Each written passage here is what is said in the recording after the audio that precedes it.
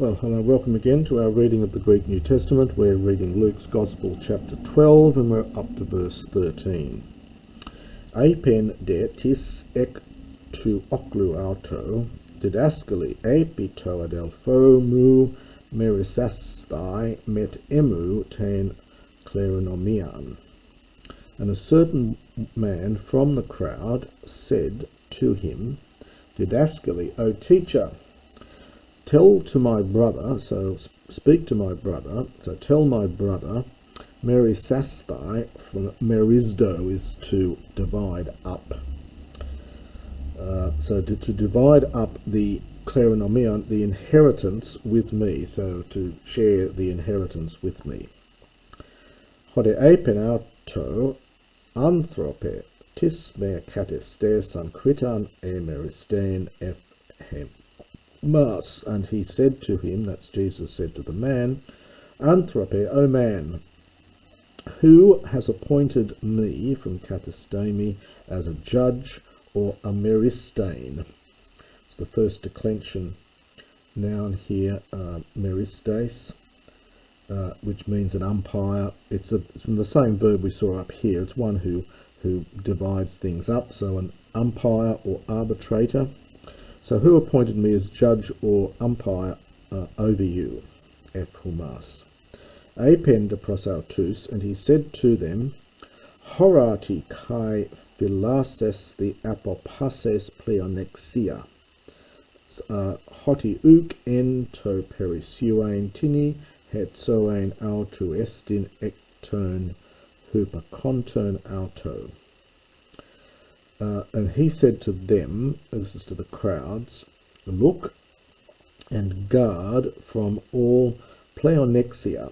Now this is from pleon, which is that comparative, meaning more. It's a comparative from polus, and the exia here is from echo. So in other words, someone who is grabbing more or having more. And the abstract noun comes to mean greed. So look and beware from all acts of greediness, pleonexia. There are other translations of this as well, but that's the basic sense of it is wanting more all the time. Hoti uk en to perisuain tini. This is a difficult little bit here, I think. I'll just do it literally. It's because his life is not in any kind of excess resulting from the possessions for him, dative of the possessor. So it's something like that literally. So for not in any man's abundance, and we're getting into with the articular infinitive here. So for not in any man's abundance is his life, is the life of him, something like resulting, or does his life result from the possessions auto for him, from the things that he has.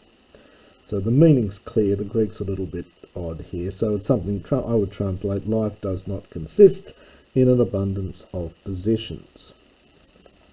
Apen to parabolan prosautus legon, he said a parable to them, saying, Anthropou tinos plusiu euphoresin he Korah. So the subject is Korah, the land. Euphorio, it's something like produces good fruit, so is fruitful or has a good yield. This is a rare word, and it's only here in the New Testament. It does apparently occur in medical treatises, so it may be again Paul's medical knowledge sort of slipping in here in his vocabulary. So the land of a certain rich man was giving a good yield. Kai dialogidzeto en hiauto legon, and he was discussing in himself, or thinking in himself, legon, saying, Tip poieso, what will I do? Hoti uk echo pu sunaxo tus carpus mu. Because I do not have, literally, a place where I might gather from Sunago my fruits. So he's got a very fruitful land, he's got nowhere to put the fruits. Kai apen, and he said, Tuto poies, so I will do this.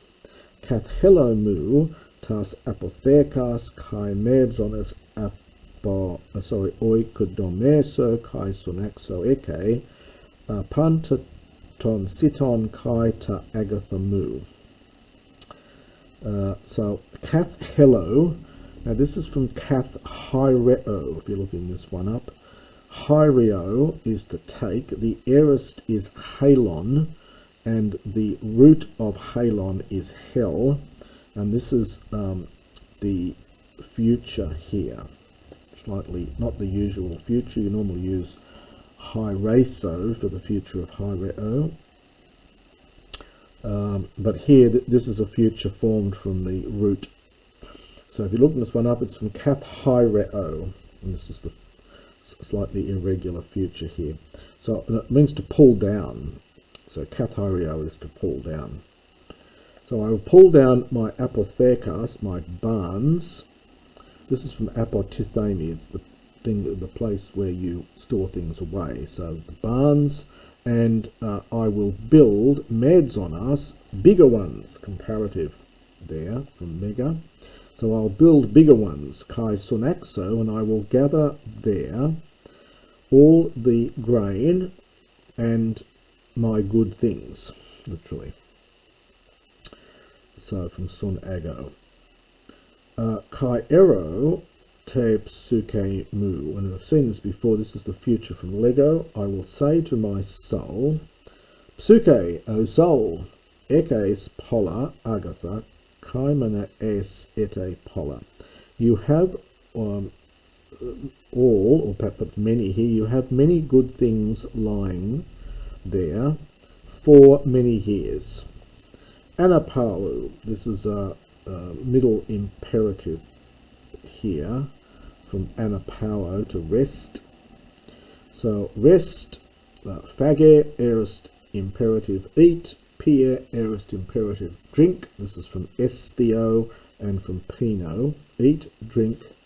Euphrinu, again another middle imperative from euphrino, be merry in your mind, so be happy. So eat, drink, we normally say eat, drink and be merry. Apen de autohotheos, but God said to him, Aphron. This is alpha privative with phron. It's the same root we get in here. This means to be happy in your mind, so this means to be have no mind and hence be stupid. So aphron is a word for a fool, thoughtless one, having no thought.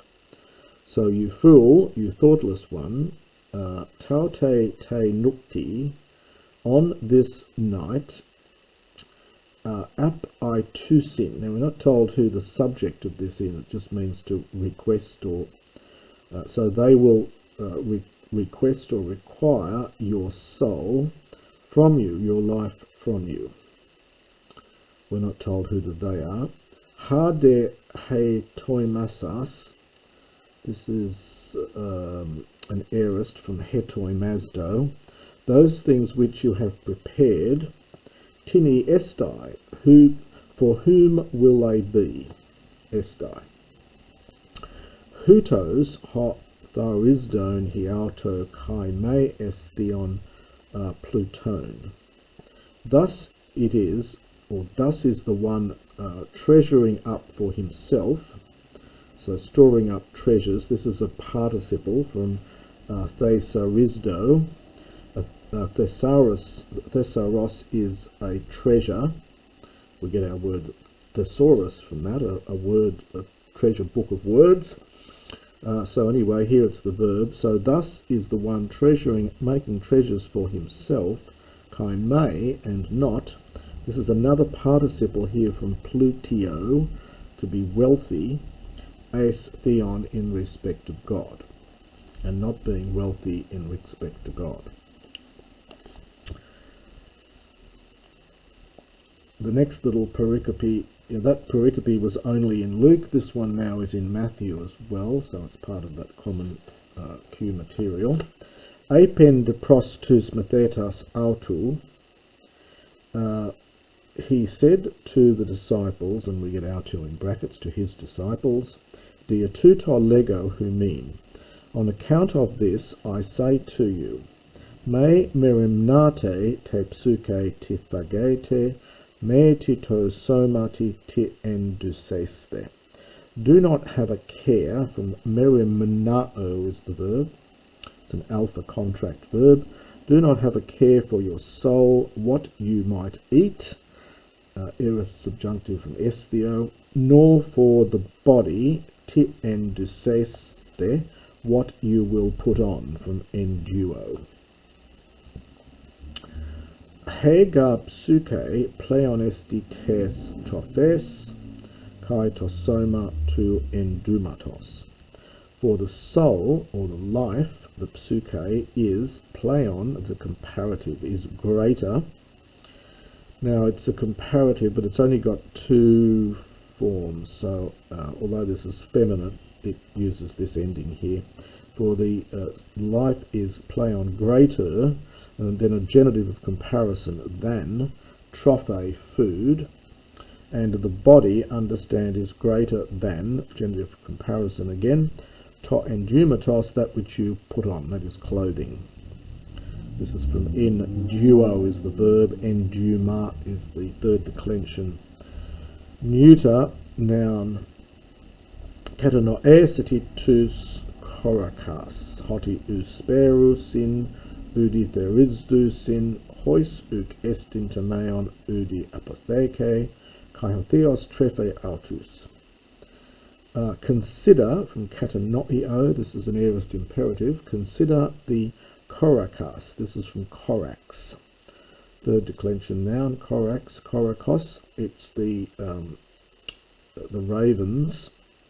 So consider the ravens that, usperusin, they do not sow, nor do they reap, from therisdo, take the harvest, hois uk estin, and for them there is not a temeon. We had that word in the previous section. Temeon is a little storeroom, so there's no storeroom nor apotheke, generally translated a barn. Hodethios trefe autus, and God nourishes them. Posumalon humes diafereti ton patenon. By how much more you differ from, we would say, the birds. So by how much more do you differ from the birds? Tiste ex humon perimnon dunatai epiten helakian autu prosthenai pekun. For who from among you, merimnon is a participle from merimnao, and you get a contraction, hence the accent here. So which of you, having a concern, dunatai is able, prosthenai from prostithemi. We get the word prosthesis from that, and prostithemi in ancient Greek arithmetic means to add, as it does here, so to add or to increase. So here it's to add, really. Pekos, to add a cubit. That's the length from your end of your hand up to your elbow. So who was able, I think, who was able to add a cubit to his helikian stature, his height? Eun udi elakiston dunaste tiperiton loipon merimnati. A question. If therefore you are not able, now we've got to understand an infinitive here, something like poiein. So to do, elakiston, now this is a superlative. You don't get too many of these in the New Testament. And this is an irregular superlative. It's from oligos, little, and this means the least. It's an irregular comparative, common enough in classical Greek. So if therefore you are not able literally to do that which is least, te peri ton loipo, why are you concerned, from Merimnao again, regarding ton loipon, all the remaining things? Katano esati tok krina pose auxane. So consider, give thought to, it's that noos root here, give thought to the krina.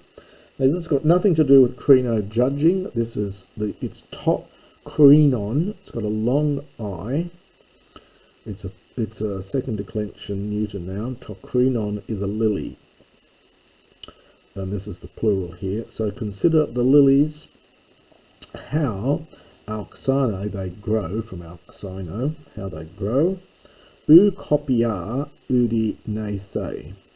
This is a verb, an alpha contract verb, copiao, to labour. Kopos is the noun for work, labour. They do not labour udi nethe. This is another form of a later form of neo, to spin. There's a number of neos in classical Greek. This is a later form of this one. Netho is to spin.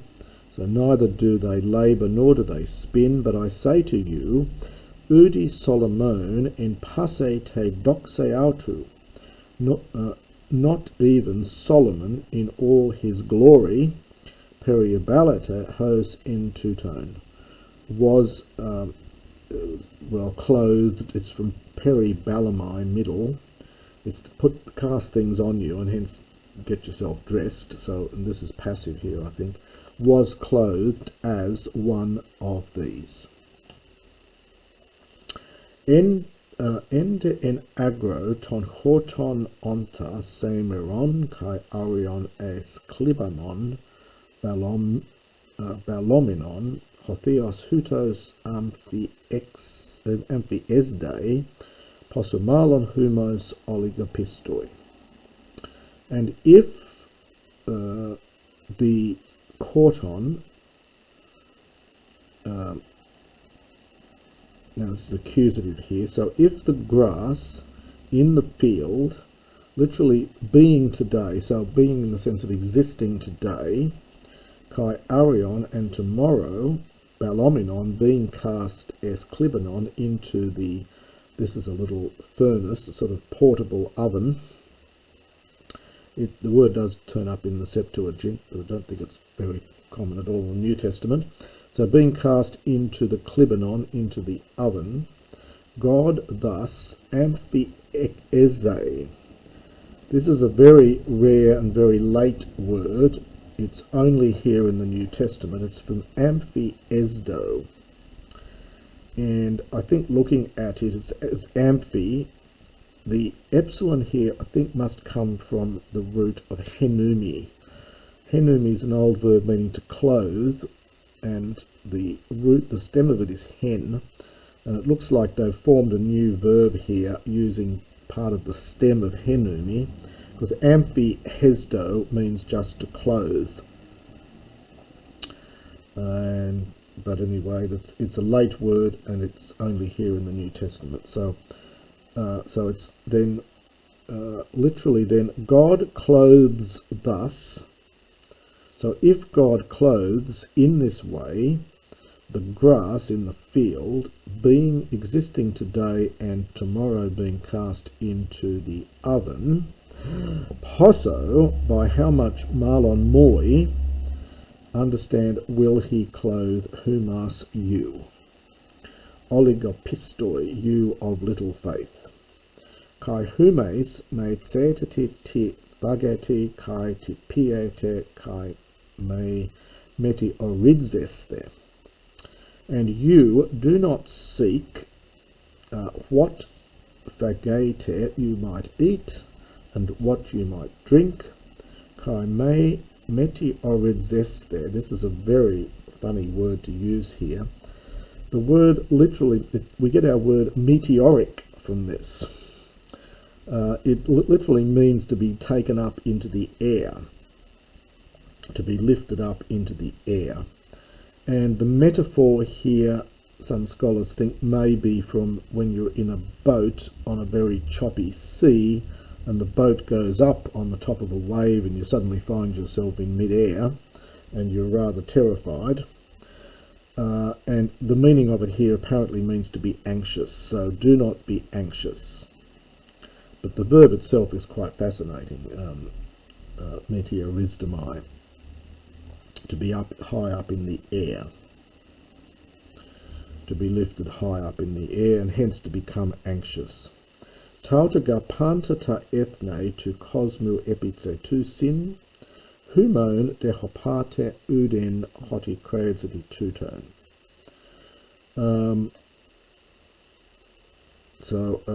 The Gentiles of the world.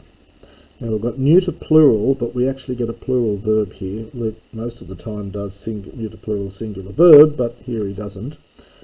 So the Gentiles of the cosmos, of the world, seek all pantatauta, these things, but your Father Oiden knows that Creates you have need, and it takes a genitive, you have need of these things.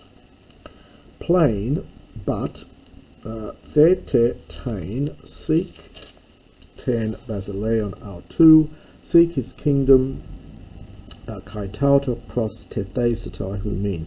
This is from pros tithemi, this is the future passive, and again it's neuter plural. Now here we got neuter plural singular verb, and all these things will be added, pros tithemi, humin, to you. Me phobu, do not fear, to mikron poimnion. This is the little flock, but it's being used here as a vocative. There's no neuter form of the vocative, so this is in fact a vocative. O little flock, poimnion. Hoti eudokasen hopate humon, dunai humin ten basilean. Because your Father is well pleased, dunai, to give the kingdom to you. Polesiti ta hupakonta humon, kai doti ele mosunen. Sell your possessions, the things existing of you, so sell your possessions and give alms. Poesiti hiautus balantia me paloi umina. Make for yourselves a belantion. It's a second declension neuter noun. It means a purse, a place where you store money. So make purses for yourselves that are not growing old. From pale o'o is the verb, and this is to grow old, not becoming old here. We get a passive participle. Thesauron en eklepton en tois uranois. This looks like it might be a verb, but it's actually an adjective. It's from aneklepton. It's lepo can mean to fail, and so this is alpha privative, and so it's negative. So it's unfailing or inexhaustible. So an unfailing treasure in the heavens. Hopu, where kleptes, a thief, uk engizde, does not draw near. Udiseis diaphthere, a seis is a moth, nor does a moth destroy it. Hopu ga estin hothau seros humon, eke kai hekadia humon estai. Wherefore wherever is your treasure, there also will be your heart. So wherever is your treasure, your heart will be there also. Now that's the next little section of chapter 12.